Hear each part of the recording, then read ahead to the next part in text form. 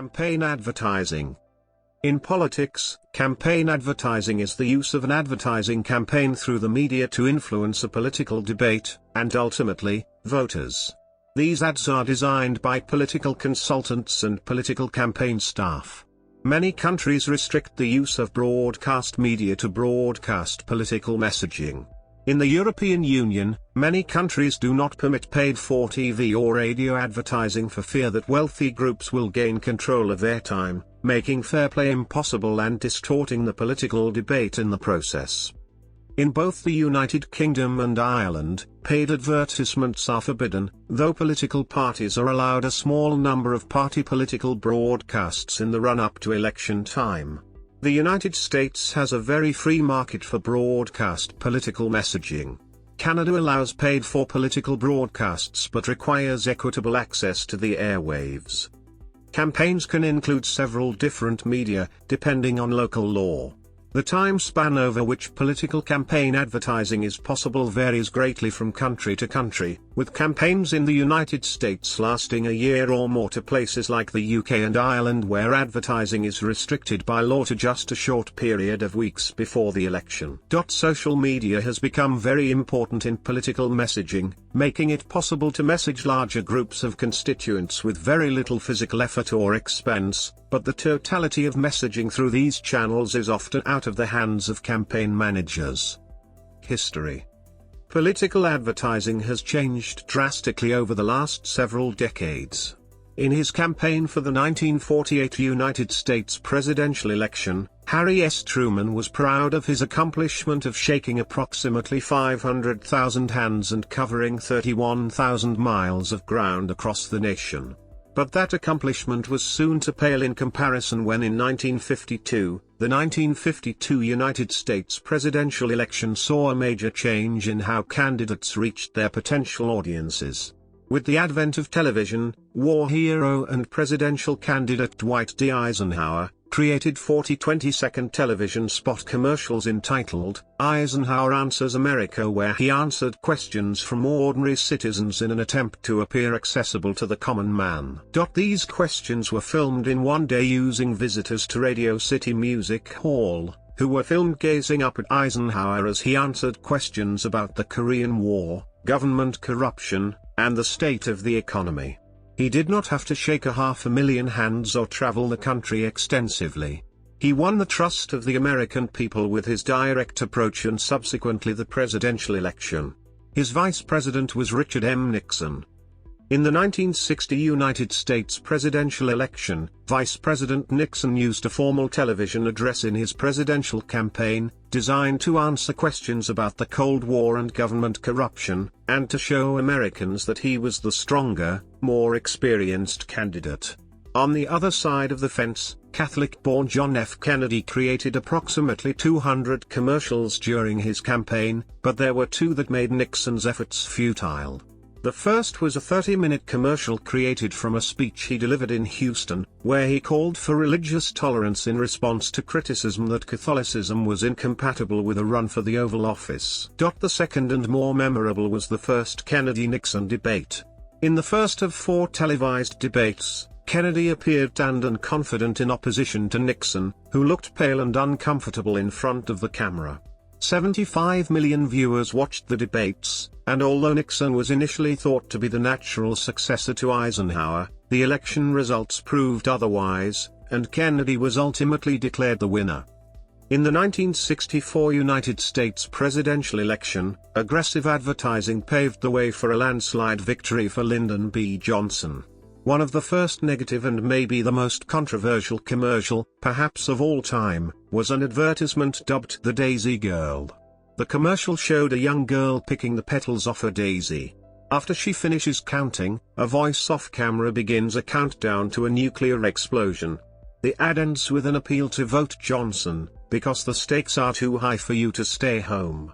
The commercial used fear and guilt, an effective advertising principle, to make people take action to protect the next generation. The ad ran for under a minute and only aired once, but due to the right-wing, pro-war views of Barry Goldwater, the Republican candidate, it resulted in a 44-6 state victory for Lyndon B. Johnson.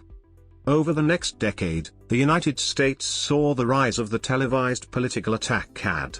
Richard M. Nixon was especially proficient at this form of advertising, and his commercials proved to be very successful in his re-election campaign during the 1972 United States presidential election, where he won handily with a 49-1 state victory.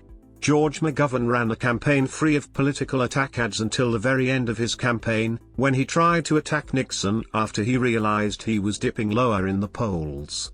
His attempt proved to be too late, but his neutral style of attack ads against Nixon, featuring white text scrolling across a black background, became what is now seen as a fairly common method used in political and product advertising. Attack ads continued to become the norm in political advertising. Ronald Reagan used them against Jimmy Carter during the 1980 United States presidential election. It was also the first time that a family member was also used to attack the opposing candidate.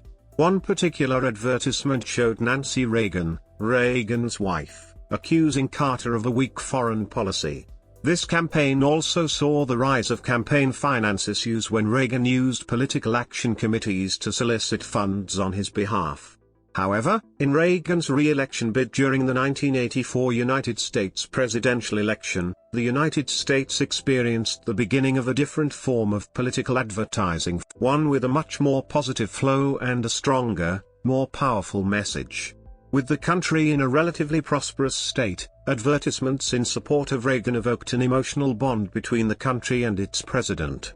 Visions of Americans going about their daily lives with relative ease were compiled to convince America that voting against Reagan was a vote against prosperity. The positive and emotionally provocative ads proved more successful than negative attack ads.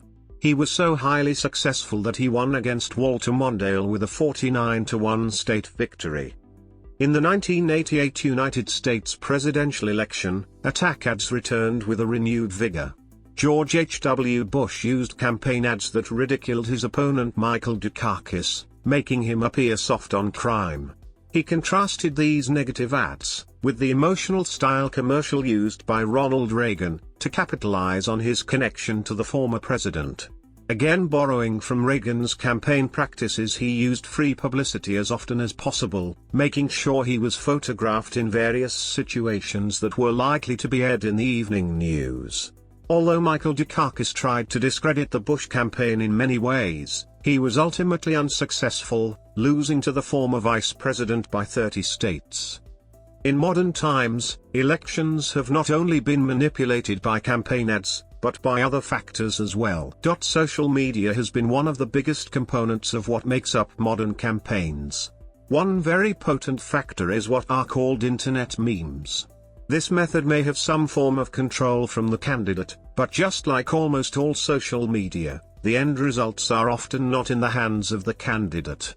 These internet memes were once known to be simple little images with jokes, but now have become means of transmitting political opinions, beliefs, and thoughts on our society. One very recent, high-profile example is the 2016 presidential election. According to a recent study conducted by Forbes, political memes containing the word MAGA, the political campaign slogan of presidential candidate Donald Trump, "Make America Great Again," went from being mentioned once in January 2016, to 12,294 times in January 2017, with a 1,224,800% increase. Compared to other trends during that same period, it was one of the biggest growing tendencies. This also goes to show how such methods of political attack have changed and adapted so quickly. Internet memes also tend to favor a certain political candidate or party over another. In the same study, it was found that as the 2016 election date neared, there were more internet political memes featuring presidential candidate Donald Trump than candidate Hillary Clinton. This indeed gave Trump a free attention boost, considering how such memes spread easily and fast across social media platforms in modern times. Also, in general, it was shown as well that these memes tend to be Republican conservative, and such memes have also been seen to increase in a far more dramatic manner than such Democrat memes. These new kinds of modern political cartoons are taking the world by storm as a new way of influencing political campaigns on the basis that they either glorify or demonize a specific candidate or party and spread this to a very large audience with little to no use of campaign funds. Regulation. United States of America. While there have been some increases in regulation of campaign finance in the United States, there is generally little regulation of political advertising content. The Bipartisan Campaign Reform Act of 2002 addressed the issue of soft money or money contributed through political action committees, raised the legal limits of hard money that could be raised for any candidate, and set limits on what funds could be spent on election broadcasts, but it did not mandate verifiability in political campaign advertising. As of this time, there is no pending legislation addressing this issue. Currently, the Federal Communications Commission requires that the contracts for political ads shown on broadcast stations be posted online, but the agency is considering a proposal to expand that disclosure requirement to other platforms, including radio and cable. European Union. In most EU member states, campaign advertising is heavily regulated. In some member states, the United Kingdom and Ireland for example, party political advertisements on broadcast media, known as party political broadcasts, are restricted to specific circumstances such as political party conferences and a limited time period before a general election. In the latter instance, political parties are allowed specific time slots on the broadcast media in which the advert may be aired. These are limited in time, offered to all registered parties and must be aired at times during the schedules that have similar levels of viewership. Furthermore, a moratorium on all election coverage is mandated on the day of the ballot. Some member states regulate the posting of election posters at both national and municipal level. In Ireland there are restrictions on the erection of election posters which mandate the time period after an election by which time the poster must be removed, with fines as a potential sanction. Some local councils have voted to ban the placement of election posters, citing the cost of removal and the waste generated. Many municipalities in France restrict the placement of election posters to specific areas, often erecting stands specifically for that purpose. Turkey. Campaign advertisement for all elections is heavily regulated in Turkey through the 1961 Law on Basic Provisions on Elections and Voter Registers, Law on Basic Provisions. The Turkish constitution, reformed under coup d'état regime in 1982, contains a number of restrictions to fundamental civil and political rights directly affecting the conduct of elections. The Law on Presidential Elections, LP, adopted in January 2012, following the constitutional referendum in 2007 that changed the indirect presidential election system to a direct election of the president by popular vote with an absolute majority of valid votes, regulates aspects of the new presidential election system. It was adopted in an expedited manner with limited debate and no public consultation nor support of opposition parties. As stated in their election report that LPE and Law on Basic Provisions are not harmonized and LPE lacks clarity. Regulation of political advertising. European Union. In contrast to advertising in the print, radio and internet media, many member states of the European Union have consistently restricted advertising on broadcast media which are aimed at political ends, both party political advertising and political advocacy by non-partisan groups. These restrictions have been justified on the basis that the ban offers a level playing field in which money interests cannot gain an unfair advantage in the political discourse of a member state. The broadcast media has been singled out due to its historical reach and influence. Outright bans on advertising engaged in political advocacy have been referred to the European Court of Human Rights, which has held that such restrictions may be a breach of Article 10 of the European Convention on Human Rights. But the court has held that restrictions on political advertising can be justified in certain circumstances, provided they were proportionate to the public interest they aimed to protect. Certain member states including the United Kingdom, Ireland and Switzerland have repeatedly refused to remove their blanket bans. An attempted television ad campaign by the Association Against Industrial Animal Production, VGT, which drew a comparison between battery farming and the Holocaust, was persistently refused in line with Swiss law, and was the subject of two cases, the second case resulting from the persistent refusal by Switzerland to modify its laws on political advertising. However, in a similar UK case involving animal rights advertising, the court upheld the UK ban on political advertising on several grounds. It held the UK had consulted widely before legislating. The court recognised the legitimacy of limiting political advertising on television, acknowledging the argument that there was a risk of distortion of public debate by wealthy groups having unequal access to advertising, and accepted that the ban was not a ban on free speech given that other methods of communication were available. The court thus recognised that television advertising is especially powerful, and thus wealthy groups could block out the valid arguments of less wealthy groups and thus distort public debate. India. Campaigning is done through medias, newspapers and radios. By ruling of the Cable Television Network Rules of 1994, political advertisements were prohibited. However, a Supreme Court ruling in 2004 dictated that one may apply for an advertisement to be displayed on TV, but it must be approved by a committee created by the Chief Electoral Officer. The committee consists of the Joint Chief Electoral Officer, a returning officer, and one expert. Additionally, the committee will only consider advertisements from registered political parties or groups or organizations whose headquarters are in the National Capital Territory of Delhi. This model was also spread to other states. They are to have a committee consisting of a Joint Chief Electoral Officer, a returning officer, and one expert. Just as with Delhi, the other territories are to consider applications from registered political parties or groups or organizations whose headquarters are in the territory. In all cases, the returning officer is the one who considers applications for advertisements. Additionally, there is a committee within every state, designated by the Chief Electoral Officer, to handle complaints. This committee consists of the Chief Electoral Officer, an observer, and an expert.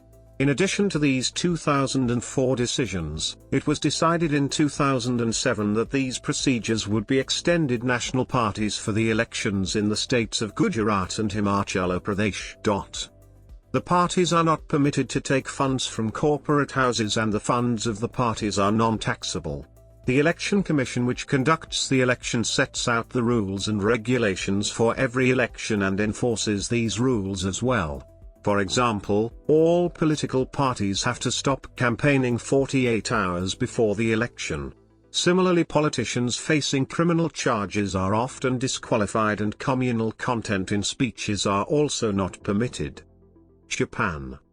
Japan distinguishes between party advertisements and candidate advertisements. There are few restrictions on political advertisements made by parties. One restriction is that party advertisements cannot mention specific candidates. Candidate advertisements have greater limitations and are paid for by the government. Candidates are not allowed to purchase their own advertisements. The number and type of candidate advertisements are also limited, including the size of newspaper advertisements, and length of television and radio advertisements. Japanese election law discourages negative campaign advertising directed at other candidates, parties, or political organizations. Campaign advertisements can only be broadcast during the 2-week official campaign period and are closely monitored for violations of election law. Australia. Australia has 5 advertising campaign principles. First, campaigns should be relevant to government responsibilities.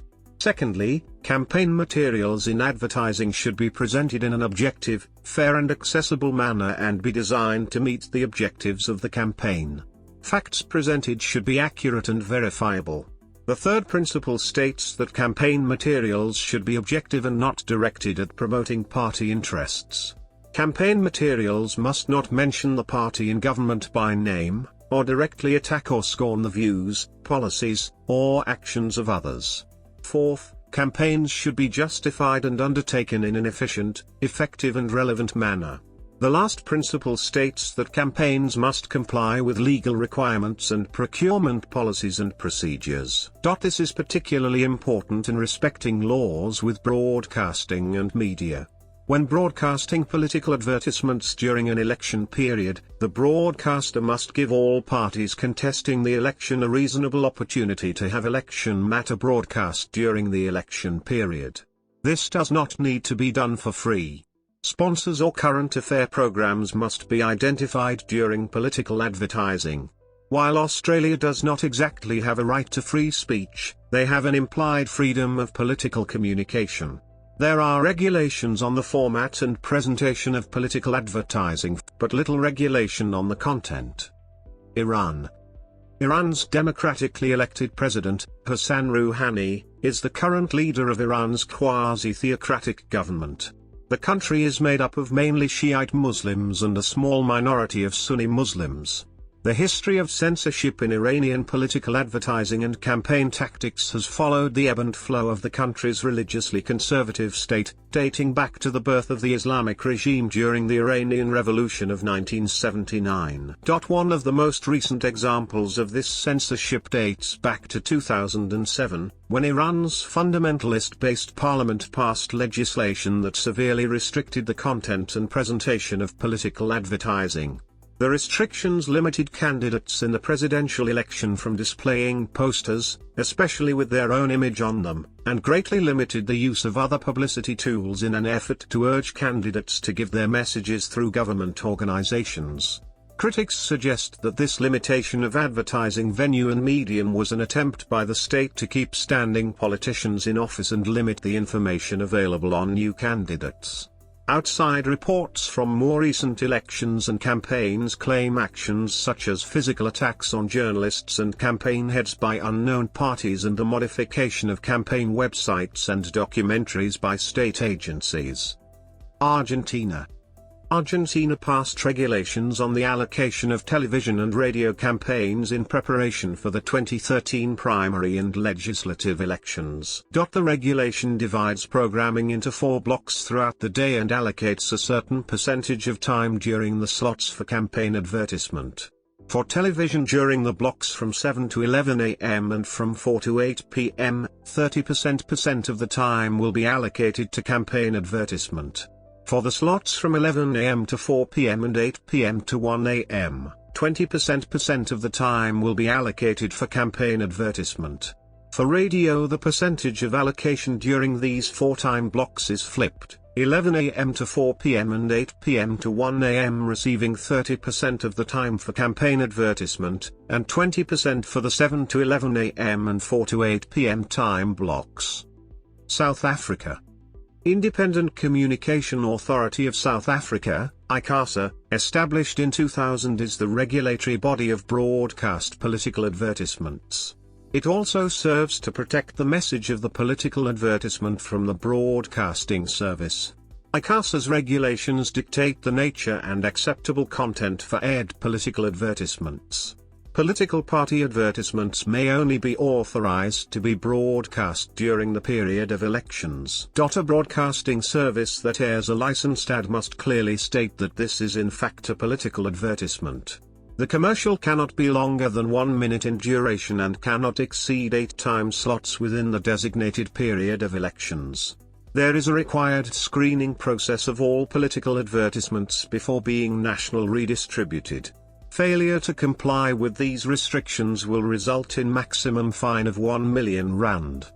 Russia. Russia, as well as many other countries, does not have a legal definition of political advertising. Current Russian legislation regulates the form of political advertising such as election campaigns. This form involves activities to disseminate information about political forces and candidates to influence voting behavior. Election campaign is defined as paid by a candidate, an electoral association, or other person acting in the interest of the candidate messages and materials, which encourage citizens to make the proposed action. Political advertising in a broad sense is not regulated by a special law and follows the general rules governing freedom of speech, freedom of information, and freedom of association. Lack of legal definition of political advertising leads to the ambiguity of its understanding, which generates conflict situations in legal relations of advertising. Moreover, this kind of advertising in Russia has evolved relatively recently, because from 1917 to 1991 there was only one political force in the country, which had no political opponents, and used ideological propaganda as the primary means of political communication. Canada. According to the Canadian Radio, Television and Telecommunications Commission, the key role of broadcasters is to inform potential voters on issues, political parties and candidates during an election period. This means ensuring equitable airtime for all candidates on each broadcast network. 6.5 hours of prime programming should be available for the purchase by all parties. On-air personalities running as a candidate in a provincial or federal election are required to halt any on-air duties as soon as his or her candidacy is announced or the election is called. According to Elections Ontario, there are restrictions regarding when political advertising may be aired and restrictions on the rates broadcasters and publishing facilities can charge for said advertising. Effects of political advertising. Political science research generally finds negative advertisement, which has increased over time, to be ineffective both at reducing the support and turnout for the opponent. According to political scientists Stephen Ansola-Behere and Shanto Iyengar, negative ads do succeed at driving down overall turnout though. They also find that negative ads work better for Republicans than for Democrats, and better for men than for women. Unfortunately, negative ads also work better in general than positive ones. Challengers who spend more time campaigning get a higher vote share against incumbents in state house elections. According to political scientist Lynn Vavruk, the evidence suggests that campaign ads have small effects that decay rapidly, very rapidly, but just enough of the impact accumulates to make running more advertising than your opponent seem a necessity. Direct effects of political campaign advertising include informing voters about candidates' positions and affecting the preferences and participatory ethos of the electorate. Studies show that voting results are affected by voters' characteristics and the type of ad to which they are exposed. Both positive and negative advertisement have been proven to play different roles in regards to candidate evaluation. Positive ads, which usually start at the beginning of a campaign, aim at introducing or reintroducing a candidate through reinforcing his or her positive image and qualities. Whereas a strictly political advertisement would inform the viewer, positive campaign ads become an ongoing discussion of character. People understand more than simply just political identity. In an analysis of the dynamics that exist in campaign advertising, Jim Granato and MC Sunny Wong argue that not only do voters associate a candidate with a particular party and its policies, but they also assess character and competence of a candidate. Instead of simply representing a candidate by their issues, a candidate is almost created as a character on the screen. These campaigns become affirmations of competency. They give the viewer a multifaceted understanding of who the candidate is and who the candidate is trying to portray themselves as. Negative or attack ads have been studied for their effects on memory and ability to shape attitude towards candidates. Both variables are measured to determine the effectiveness of negative ads, which tend to be well remembered. The limitation of this technique is that it can sometimes be highly counterproductive as ads turn out to harm the attacking candidate.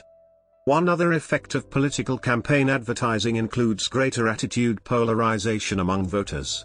In fact, one study conducted by Gina Garamone on the effects of political advertising on the political process shows that by discerning clear differences between candidates, voters may be more likely to strongly like one candidate while strongly disliking the other. This typically leads to higher levels of confidence within voters' choices and can widen the degree of participation in the electoral process. Chile. One of the most historically effective and unprecedented uses of campaign advertising took place in Chile in the year 1988. Chile's president, General Augusto Pinochet, who was notorious for ordering the torture and killing of political enemies, decided to issue a referendum in which the Chilean people could vote yes or no on the continuation of his regime. Overconfident in the idea that the majority of Chileans viewed him as a benevolent leader, Pinochet allowed his opposition 15 minutes of airtime on the national television station each day for the 27 days preceding the October 5 referendum. A creative team composed of Eugenio Garcia, Francisco Celedón, and other members of Chile's Christian Democratic Party undertook the effort to air a hard-hitting and impactful political ad campaign against Pinochet. This campaign differed from many others in that it lacked a candidate or central ideology around which to base itself. However, instead of using negative attack ads, the campaign's creators decided to imbue their advertisements with a sense of joy, or alegría. The campaign was overwhelmingly successful. 7.2 million votes were cast, with 3.96 million opposing the Pinochet regime. Pinochet stepped down peacefully in the year 1990, passing on leadership to a democratic civilian government. The results for this election were believed to have large-scale effects for worldwide democracy. List of election advertising techniques.